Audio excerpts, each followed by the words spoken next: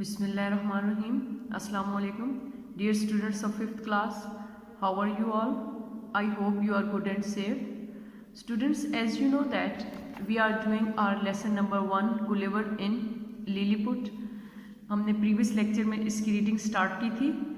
मैं आपके लिए फिर इसको रिपीट कर देती हूँ कि ये जोनाथन स्विफ्ट एक राइटर है. उसका एक फेमस नावल है गुलिवर ट्रेवल्स, जिसमें वो अपने हीरो गुलिवर जो है उसके एडवेंचर्स को बयान करता है.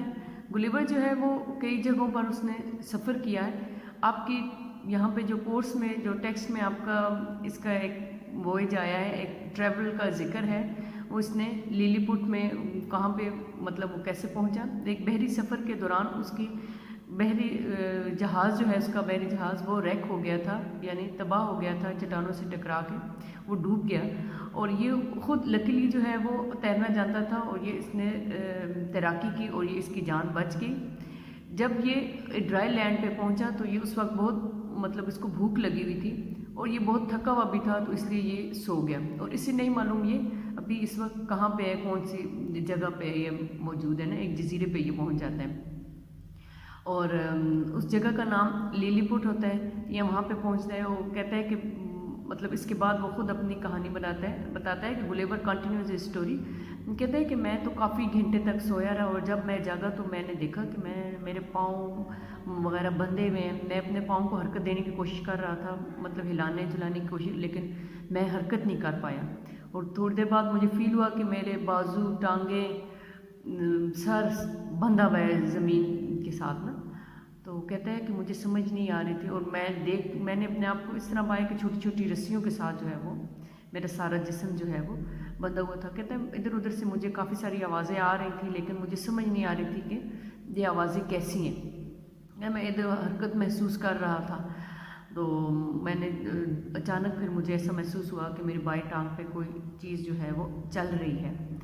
तो कहते हैं कि आहिस्ता आहिस्ता फिर मुझे महसूस हुआ कि ये तो बहुत छोटे छोटे आदमी जो हैं वो बिल्कुल मेरे जिस्म के ऊपर जो है वो चल रहे हैं.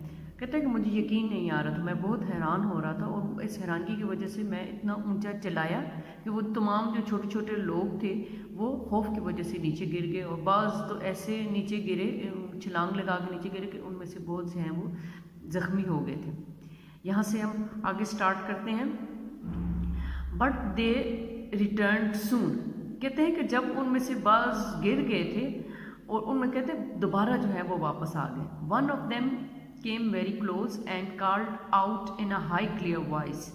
कहते हैं उनमें से एक तो बहुत तेज़ ऊंची आवाज़ में बोला, तो मैं सुन सकता था, मुझे उसकी आवाज़ आ रही थी, but I could not understand his language. कहते हैं उसकी मुझे आवाज़ तो आ रही थी लेकिन समझ नहीं आ रही थी वो कौन सी ज़ुबान में बोल रहा है. Lying there made me feel very uncomfortable. कहते हैं कि मैं वहाँ पे लेटा हुआ मुझे बहुत अनईजी में फील कर रहा था, मतलब मैं बहुत अच्छा महसूस नहीं कर रहा था. I try to free myself by breaking some of the strings. कहते हैं कि मैंने अपने आप को आई ट्राइड कि मैंने अपने आप को आज़ाद करने की कोशिश की, यानी अपने आप को खोलने की कोशिश की. बाई ब्रेकिंग सम, तोड़ के, मतलब उन रस्सियों को तोड़ के, of the strings which had been tied to stakes in the ground. कहते हैं कि रस्सियाँ जो है वो कहाँ पे, ज़मीन पे छोटी छोटी जैसे कीले वगैरह ठोक के उनको किया जाता है. तो कहते हैं इस तरह उनके साथ रस्सियाँ जो है वो बंधी हुई थी. I manage to free my left arm. कहते हैं कोशिश करके मैंने अपनी लेफ़्ट आर्म को जो है उसको मैंने खोल लिया, आज़ाद कर लिया. And try to pull hard on the left side. और मैंने अपने लेफ़्ट साइड को जो है वो खींच के उसको ऑफ माई हेड, मतलब लेफ़्ट साइड को मैंने आज़ाद करवा लिया. It was very painful. देखिए बहुत तकलीफदेह प्रोसेस था. But I succeeded in loosening some more stakes. लेकिन इस मतलब मैं इस कोशिश में कामयाब हो गया कि मैंने काफ़ी सारे वो जो स्टेक्स थी उनको लूज़ करने में. Now I was unable to turn my head about 2 inches. कहते हैं अब मैं अपना सर जो है तकरीबन 2 इंच जो है वो ऊपर उठा सकता था और इसको इधर उधर मैं घुमा सकता था. वो रस्सियों के साथ बंधा हुआ था ना, तो वो हरकत नहीं कर सकता था।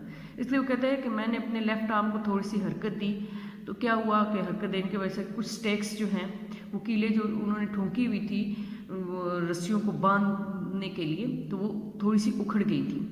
कहते और मेरी थोड़ी सी और स्ट्रगल करने की वजह से और ज़ोर लगाने की वजह से थोड़ा सा लेफ्ट साइड से जो है मेरा सर जो है वो थोड़ा सा ऊपर हो रहा था।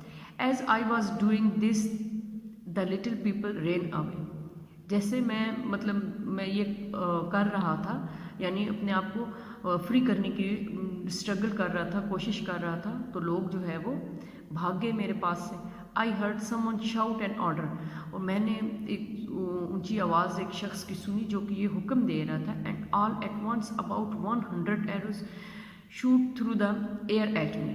वो कहते हैं कि मैंने महसूस किया कि 100 के करीब जो है वो एरोज, तीर जो है वो मेरी तरफ फेंके जा रहे थे। Those that landed on my face and hand felt like sharp needles. वो कहते हैं कि जो मेरे लेफ्ट हैंड पे थे, ये जो फौज जो थी या लोग जो थे, कहते जो मेरे हाथ पे इस तरह मुझे महसूस हो रहा था कि जैसे ये सुइयाँ मुझे चुभ रही हों। कहते जो तीर जो है वो मेरी तरफ आ रहे थे, वो ऐसा लग रहा था कि जैसे मुझे सुइयाँ चुभ रही हों। यानी वो जैसे जाहिर बात है जैसे लोग छोटे छोटे थे वैसे ही उनके हथियार भी, वेपन्स भी, यानी ये जो हैं एरोज और बोज, ये भी छोटे छोटे थे। कहते आई शाउटेड विद पेन। गर्चा छोटे थे लेकिन कहते हैं कि मुझे ये सुई की तरह चुभ रहे थे और मैं दर्द की वजह से चलाया। I covered my face with my left hand and tried to break all the strings. कहते हैं आई कवर्ड माई फेस, मैंने अपने चेहरे को अपने बाएं हाथ से कवर कर लिया और मैंने बाकी भी रस्सियाँ तोड़ने की कोशिश की। I wanted to get free, मैं मतलब अपने आप को खोलना चाहता था, अपने आप को आज़ाद करवाना चाहता था। But the little man shoot more arrows, लेकिन वो छोटे आदमियों ने और ज़्यादा मुझ पर वो तीर जो है वो फेंके। Some tried to push their spears into me, और बाद जो है वो मेरे अंदर नेज़े घुसाने की कोशिश कर रहे थे, मुझे मार रहे थे। लेकिनली my jacket was made of strong cloth, और खुशकिस्मती से मेरी जैकेट जो है वो एक मजबूत मोटे कपड़े की बनी हुई थी। And their spears were not sharp enough to go through that, तो उसकी वजह से उनके जो नेज़े थे वो मेरी शर्ट में जो है वो मेरे मतलब नहीं घुस रहे थे। I decided to lie still, मैंने फैसला किया कि मुझे इसी तरह लेटे रहना चाहिए। When the little people saw me lying still they stopped shooting, जब उन लोगों ने मुझे देखा लेटे हुए आराम सुकून से देखा, तो उन्होंने वो शूटिंग जो है यानी एरो जो है वो फेंकने मेरी तरफ स्टॉप कर दी। आपने साथ साथ जो है 5th क्लास डिफ़िकल्ट वर्ड्स उनको अंडरलाइन करने हैं, ठीक है। At the end of the lesson हमने ये डिफ़िकल्ट वर्ड्स यानी डिक्टेशन वर्ड्स के तौर पे हमने इनको लिखना है, ठीक है। Today is enough, so thank you.